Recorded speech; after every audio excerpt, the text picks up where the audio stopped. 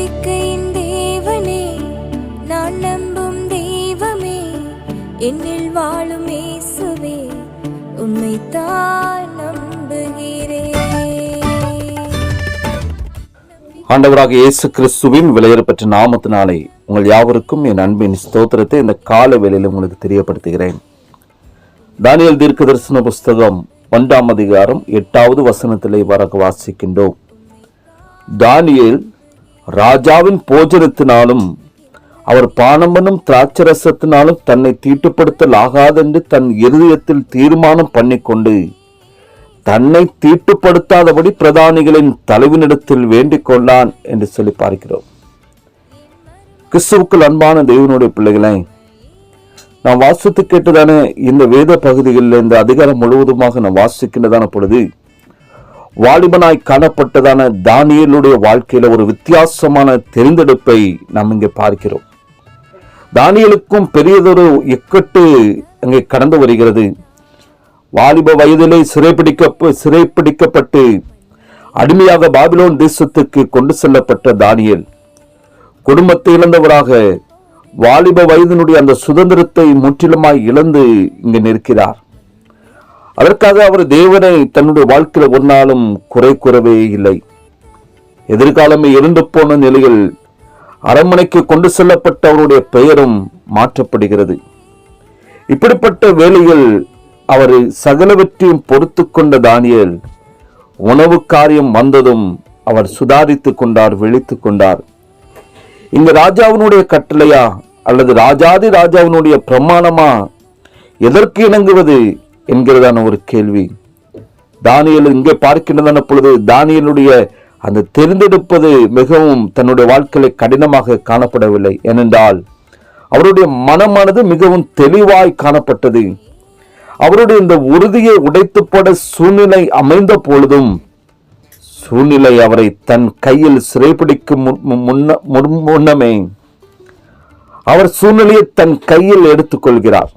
இக்கட்டான சூழ்நிலை அவருடைய அந்த தெரிந்தெடுப்பதையும் உறுதியையும் உடைத்தெறிவதற்கு முன்னாடியே இதுவரை தன் வாழ்க்கையை சந்திக்காத இந்த சூழ்நிலையிலும் தேவனையே பற்றி பிடிக்கத்தக்கதான தருணமாக அவர் அதை பயன்படுத்திக் கொள்கிறதை பார்க்கிறோம். தேவனுடைய காரியங்களை தெரிந்தெடுத்தால் மட்டும் போதாது, அதில் நாட்கள் நாம் உறுதியாய் நிற்க தீர்மானம் எடுத்து பழகி கொள்ள வேண்டும். அந்த தானியேலுடைய வாழ்க்கையில் ஏற்பட்ட அந்த சூழ்நிலையானது இன்றும் அநேக வாலிப பிள்ளைகளுடைய வாழ்க்கையிலானாலும் சரி, பெரியவர்களுடைய வாழ்க்கையிலானாலும் சரி, இப்படிப்பட்ட ஒரு சூழ்நிலை ஏற்படுவதுண்டு. தவிர்க்க முடியாத காரணங்களினால் பெரியவர்களும் கூட குடும்பத்தை விட்டும் நாட்டை விட்டும் தூரமாக போக வேண்டிய ஒரு சூழ்நிலை ஏற்படுகிறது. இப்படிப்பட்ட நிலையில் வாழ்க்கையில வருகிறதான அந்த சோதனைகளில் நம்ம எவ்வளவு தூரம் உறுதியாய் நிற்கிறோம் என்று சொல்லி இந்த காலை வேளையில சற்று சிந்தித்து பார்க்க வேண்டும். உணவு எல்லாருக்கும் பிடித்தமான ஒரு காரியம்தான். அதிலும் ராஜபோஜனம் என்று சொன்னால் அதுவும் கிடைக்காத ஒன்று. அப்படி இருந்தும் தானியேல் தன் வாழ்க்கையில் அவர் தடமாறவே இல்லை. உணவில கட்டுப்பாடாயிருக்க தன்னை பழக்கப்படுத்தி கொண்ட தானியேலுக்கு தானே சிங்கத்திற்கு உணவாக போடப்பட்ட போதும் எந்த பிரச்சனையும் தன் வாழ்க்கையில காணப்படவில்லை. தானியேலை கர்த்தர் தரிசனங்களையும் சொப்பனங்களையும் அறியத்தக்க அறிவுள்ளவராக மாற்றினார் என்று சொல்லி நாம் பார்க்கிறோம்.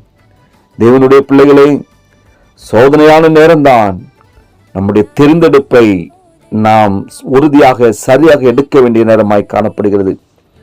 பாவம் நிறைந்த உலக காரியங்களிலும் ருசியான உணவிலும் மயங்கி வாழ்ந்ததான இந்த வாழ்க்கை போதும். சிங்கக்கவி போன்ற சோதனையை நாம் மாண்டு போவதற்கு காரணமே இப்படிப்பட்ட ஒரு மயக்கம்தான். எனவே கர்த்தருக்குள்ளான நம்முடைய அந்த தெரிந்தெடுப்பும் தீர்மானங்களும் நல்ல பண்புகளும் தவறி போக ஒரு நாள் நம்முடைய வாழ்க்கையில விடக்கூடாது. தவறவிட்டால் ஆவிக்குரிய சரீரத்திற்குரிய சகல விதமான சுகங்களையும் நம்முடைய வாழ்க்கையில முற்றிலுமாக இழந்து போய் விடுவோம், அது நிச்சயம். ஆகவே நாம் தெரிந்தெடுக்கிறதான காரியத்தில் ஒவ்வொரு நாட்களும் உறுதியாக காணப்பட வேண்டும் என்று சொல்லி பரிசுத்த ஆவியானவர் இந்த காலை பொழுதில் வாஞ்சிக்கிறார். நம்முடைய தெரிந்தெடுப்பும் தீர்மானமும் எப்படிப்பட்டதாய் காணப்படுகிறது? தானியேல் அவர் சரியான காரியத்தை தேர்ந்தெடுத்தார். அவருடைய தீர்மானத்திலே உறுதியாயிருந்தது போல நம்முடைய தீர்மானமும் நம்முடைய தேர்ந்தெடுக்க காரியமும் அதில் நாம் உறுதியாயிருந்து சரியாக நாம் எடுத்தோமானால் நிச்சயம் நம்முடைய வாழ்க்கையிலே வெற்றியை பெறுவோம். நாம் எடுக்கிறதான முயற்சியிலே ஒரு ஜெயத்தை பெறுவோம். தானியேலை போல ஆண்டவரே எங்களுக்கும் வாழ்வதற்கு இந்த காலை பொழுதுல இந்த புதிய நாள் எங்களுக்கு கிருபையில தாங்க என்று சொல்லி தெய்வ சமூகத்தில் நம்மை அர்ப்பணிப்போம். தெய்வ கிருபையும் சமாதானமும் உங்கள் அனைவரோடும் கூட இருப்பதாக. ஆமென். செபிக்கலாமா? நேசிக்கிறதான எங்கள் அன்பின் நல்ல தகப்பனே, அப்ப ஆசீர்வதிக்கப்பட்டதான இந்த காலை வேளைக்காக நாங்கள் உமக்கு நன்றி செலுத்துகிற ஆண்டவரே. வாழ்க்கையில பலவிதமான சூழ்நிலைகள் கடந்து வருகிறதான பொழுது, பலவிதமான போராட்டங்களும் பிரச்சனைகளும் கடந்து வருகிறதான பொழுது, நாங்கள் எடுக்கிறதான அந்த தெரிந்தெடுப்பில் நாங்கள் சிதைந்து விடாதவர்களாக உறுதியான ஒரு நம்பிக்கை கொண்டு காரியங்களை சரியாய் கையாளத்தக்கதான நல்ல ஒரு முடிவெடுக்கத்தக்கதான அப்படிப்பட்ட கிருபைகளை பரிசுத்த ஆவியானவர் இந்த காலை பொழுதுல அப்படிப்பட்ட ஞானத்தையும் புத்தியும் தேவன் தம்முடைய பிள்ளைகளுக்கு நீர் கொடுத்து வழி நடத்துவீராக. தகப்பன் தம்முடைய பிள்ளைகளுக்கு ஆலோசனை கர்த்தராக அப்ப நீங்க கூடவே இருந்து வழி நடத்தும்படியா நாங்கள் செபிக்கிறாண்டவரே. எல்லா விதமான நன்மையினாலும் கிருபையினாலும் தகப்பன் நிரப்பிங்க. இயேசுவின் நாமத்தில் செபிக்கிறோம் நல்ல பிதாவே. ஆமேன். ஆமேன்.